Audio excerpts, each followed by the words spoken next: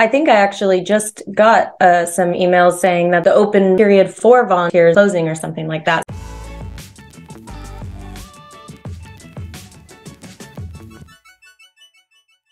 Is there a way for professionals to get involved or become volunteers so that they can help with exam questions? Or, I'm not sure how exam questions are technically written, but is there a way that professionals licensed can get involved? Yes. The short answer is yes. And actually, it is licensed professionals that write the exam questions. Like, I don't write exam questions. I'm NCARB staff. My job is to facilitate the committee work. And so what NCARB does is we do a call for volunteers every year. And volunteers come from our state licensing board. So we reach out to our member board members and we say, would you like to volunteer on an NCARB committee? We also sometimes send emails directly to our NCARB certificate holders and say, would you like to volunteer to work on NCARB? And also just some people reach out to us and say, hey, I really want to volunteer for NCARB. And then what we do is we basically take your name and we add it to our little database list. And then you will get the next call for volunteers to say like, hey, NCARB's looking. I'll tell you, we work with anywhere from about 150 to sometimes over 200 volunteers a year on writing ARE questions at different phases. So we have some volunteers that they write totally new items. That's their job. They just crank out new items and it's a lot of work. I thank them so much. Every single year they do a ton of work for NCARB. We have other volunteers that write case studies. So if you've ever taken a case study, that was written by a different group of volunteers. We have other volunteers that all they do is quality control for us, which is, again, fantastic. Before an ARE question ever makes it to you, the candidate, there is at least a dozen architects who have had eyes on that item and said, yep, this is relevant to the practice of architecture. So we're always looking for volunteers. Again, if you are not a member board member serving on your state licensing board, if you don't get the email from NCARB because you're an NCARB certificate holder, you can, again, reach out to NCARB customer service and just say, I'm interested in volunteering for NCARB. And then we'll add you to our list and we'll start emailing you when opportunities arrive. Awesome. I think I actually just got some emails saying that the open period for volunteers is closing or something like that. So I definitely did see that. Yeah. It's interesting timing right now. So our call for this next round of volunteers just closed. Mm-hmm. So there's a bunch of people that are right now being slotted into our next round of volunteers. But again, if you're interested, please reach out, let us know. We'll put you on the list and you'll get the call next year for sure. And even mid-year, because sometimes NCARB spins up special little task forces or work groups and we go to our pool and we're just like, hey, who said they want to volunteer? And we reach out to you. Okay, perfect. Yeah. So it sounds like customer service is kind of the one-stop shop for anything. And then they'll send you where you need to go. That's exactly right. Because again, like admittedly, people are like, oh, can I call you, Jared? And I'm like, well, sure, you can try, but I'm